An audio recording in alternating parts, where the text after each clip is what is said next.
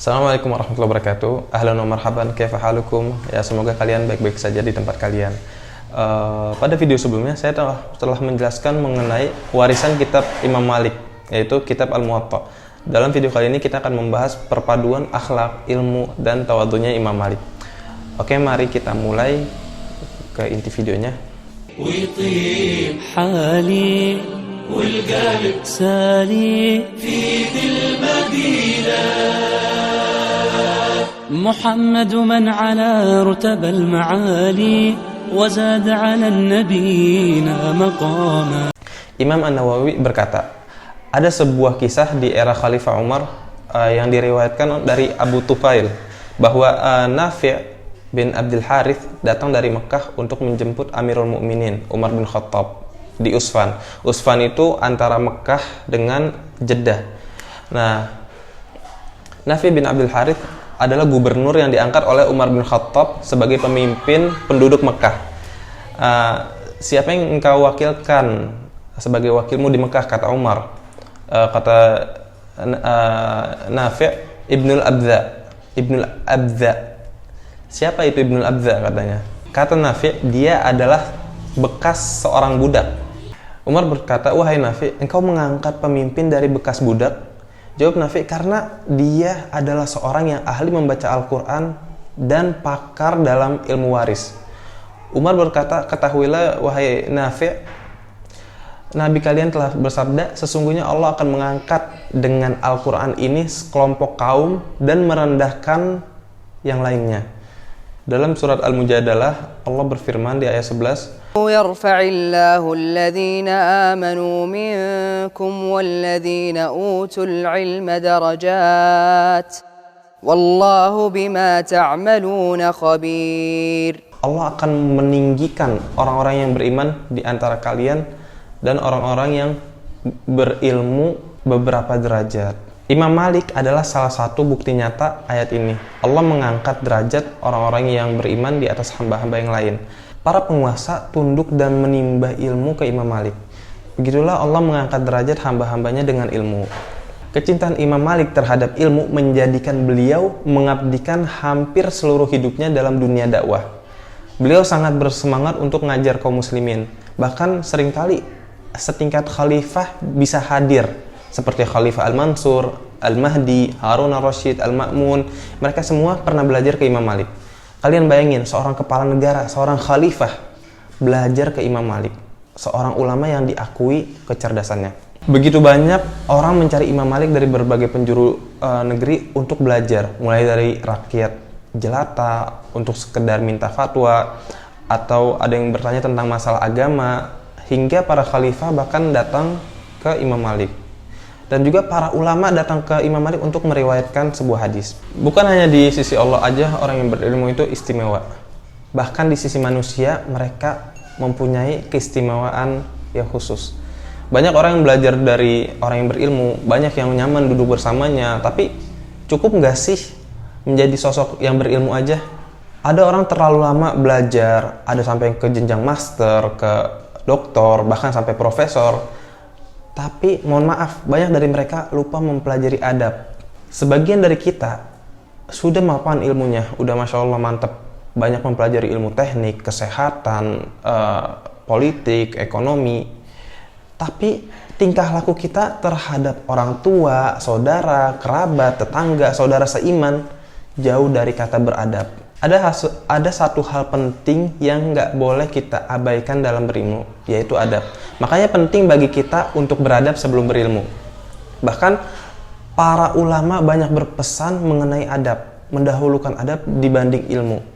Seperti yang disampaikan Imam Malik. Apa yang kata Imam Malik? Pelajarilah adab sebelum mempelajari suatu ilmu. Imam Malik bukan cuma mempunyai keunggulan dalam kecerdasan, tapi beliau juga mempunyai akhlak yang luar biasa. Imam Malik pas pertama kali berangkat keluar dari rumahnya, awal mula menuntut ilmu, beliau itu dipesankan oleh ibunya, kata ibunya ke Imam Malik.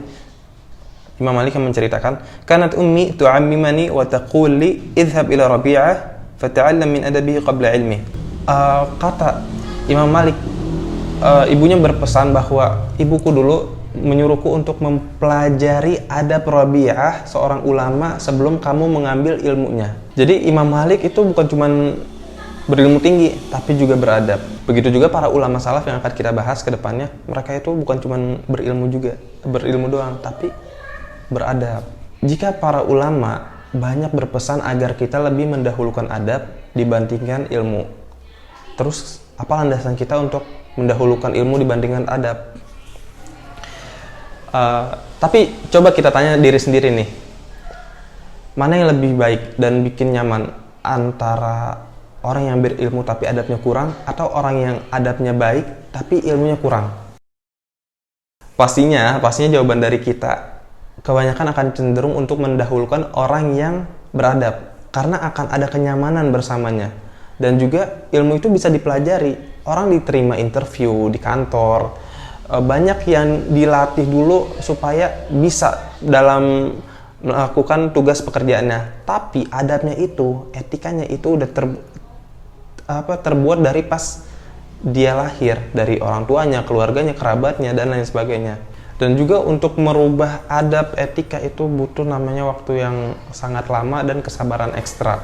Karena nggak segampang kita belajar ilmu. Makanya para ulama lebih lama mereka untuk mempelajari adab daripada mempelajari ilmu. Tapi dua pilihan tadi bukan pilihan terbaik, karena jauh lebih penting bagi kita untuk menjadi berilmu dan juga beradab. Untuk berilmu kita butuh adab. Sabar dalam menuntut ilmu kita juga butuh adab. Paham atas ilmu kita juga butuh yang namanya adab. Nah, semua itu dipelajari dari adab. Kemudian kekuasaan atau kekayaan duniawi itu bukan simbol kemuliaan sebagaimana penilaian banyak orang. Jadi kalau hidup ini dipandang sebagai diukur dari kenikmatan duniawi, pastinya banyak orang kafir yang di luar sana, mereka itu lebih mulia. Tanpa aturan, mereka itu hidup sebebas-bebasnya, dan mereka menghalalkan sebagai beraneka ragam cara supaya mendapatkan hasil yang berlimpah.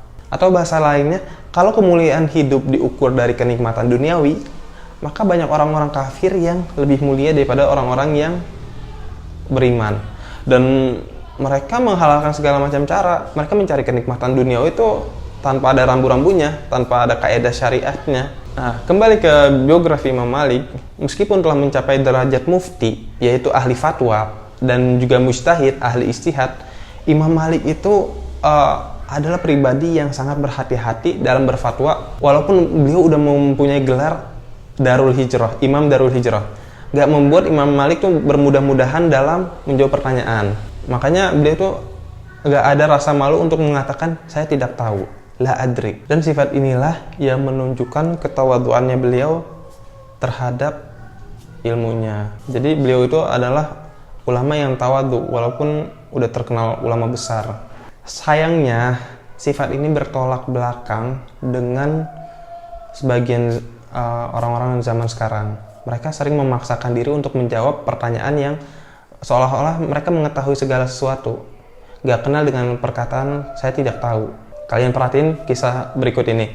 Khalid bin Khidashi berkisah, aku pernah datang kepada Imam Malik dengan membawa permasalahan. Namun, tidaklah beliau menjawab kecuali dari 5 permasalahan itu. Jadi dari banyaknya permasalahan, dijawab sama Imam Malik hanya 5 permasalahan. Karena Imam Malik sisanya akan menjawab, la adri, saya nggak tahu, saya tidak paham. Kemudian ada kisah juga dari Abdurrahman bin Mahdi. Beliau berkata, ketika kami berada di sisi Imam Malik, datanglah seorang kepada beliau. Ia berkata, aku datang kepada Anda dari jarak 6 bulan perjalanan. Bayangin sama kalian, 6 bulan, setengah tahun perjalanan, beliau datangin Imam Malik.